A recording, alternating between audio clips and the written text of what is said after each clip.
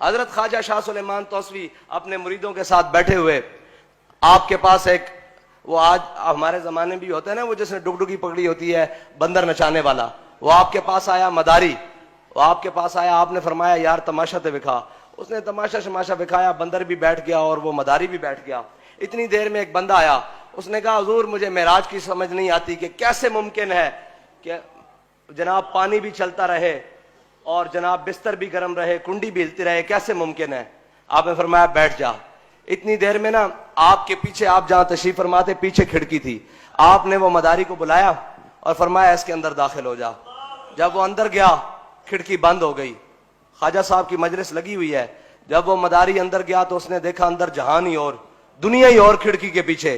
وہ اندر گیا، چلتے پھرتے آگے چلا گیا، آگے جا کے جناب اس نے دیکھا، وہ جا کے اپنا کاروبار میں لگ گیا، کاروبار کیا، مال و زر کمایا، کھیتی باڑی کی اور بڑے پیسے کمائے، پھر اس نے شادی کی اور اس کے بچے بڑے ہو گئے، پھر جناب اس نے اپنے بچوں کی شادیاں کی، وہ پھرتا ٹرتا اور جناب اندر دنیا ہی پیچھے بدل گئی۔ ایک دن اچانک اس کا گزر اسی کھڑکی کے پاس سے ہوا۔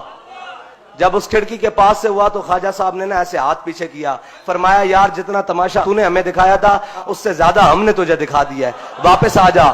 جب وہ واپس کھڑکی سے باہر آیا تو دیکھا خواجہ صاحب کی مجلس اسی طرح لگی ہوئی اور اسی طرح بندر بھی اسی کروٹ بیٹھا ہوا۔ تو آپ نے فرمایا یہ تو ہمارے بس میں ہے تو کوئی تصور ہی نہ ابھرا تیری تصویر کے بعد، اور ذہن خالی ہی رہا کاسہ سائل کی طرح۔ اور یہ شان ہے خدمت گاروں کی، سردار کا عالم کیا ہوگا۔ یہ جو سارے سائنسی طریقوں سے معراج کو اور جناب یورپ کی این کے لگا کے معراج کو پڑھتے ہیں اور دیکھتے ہیں، استاد صاحب فرماتے تھے کہ جتنی سپیڈ میں جہاز جاتا ہے اس سپیڈ میں اگر انسان کا کوئی حصہ باہر رہ جائے تو یا تو وہ اڑ جائے گا یا وہ شل ہو جائے گا۔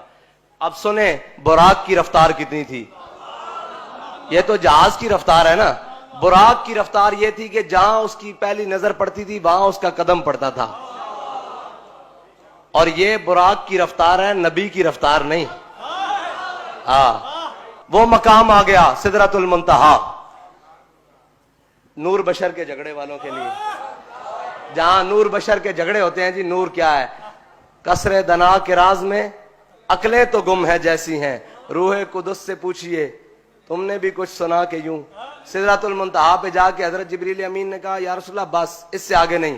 فرمایا جبریل تم جہاں کہتے رہے میں تمہارے ساتھ چلتا رہا، تم نے جہاں کہا میں گیا، اب یہ کیا بات ہوئی کہ آگے تم میرے ساتھ کیوں نہیں چلتے؟ عرض کرنے لگے اگر یکسر موئے برتر پرم فروغ تجلا بسوزت پرم۔ کہا یا رسول اللہ اس مقام تک آج تک جبریل نہیں آیا، اگر اس مقام تک آیا وہ آپ کی برکت سے آیا ہے، لیکن اس سے آگے مقام آپ کا ہے۔ اگر اس سے آگے مقام کے لیے جبریل نے ایک بال برابر بھی آگے قدم بڑھایا تو نور ہے، نور سے خاک ہو جائے گا۔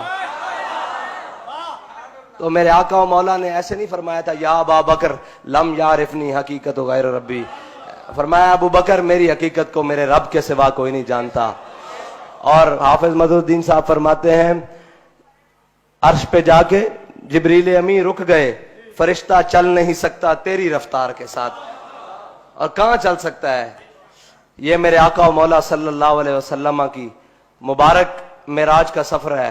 اللہ تعالیٰ اس رات کے صدقے مسلمانوں کو کوئی غیرت مند حاکم نصیب فرمائے، کوئی حضرت عمر کا غلام نصیب فرمائے جو مسجد اقصی واپس مسلمانوں کو لے کر دے، اور کوئی صلاح الدین ایوبی کا غلام نصیب فرمائے کہ سارا عالم کفر ایک طرف ہو اور صلاح الدین ایوبی کا غلام ایک طرف کھڑا ہو کر مسجد اقصی کے اندر جا کر اپنے ہاتھوں سے جھاڑو دے کر اس جگہ پر سجدہ شکر ادا کرے جہاں میرے آقا و مولا صلی اللہ علیہ وسلم جہاں سے معراج کی رات تشریف لے گئے۔ اللہ تعالیٰ مجھے اور آپ کو حضور کی محبت نصیب فرمائے، اور ان راتوں کی برکت سے اللہ تعالیٰ پاکستان اور عوام پاکستان کو اور اہلیانی پاکستان کو برکت نصیب فرمائے، اور اس پاکستان کو تا صبح قیامت قائم و دائم فرمائے، اور اس پر حضور کا دین ہمیں تخت پر لانے کی قوت اور ہمت عطا فرمائے، اور ہمارے قدموں کو ثابت قدمی دے۔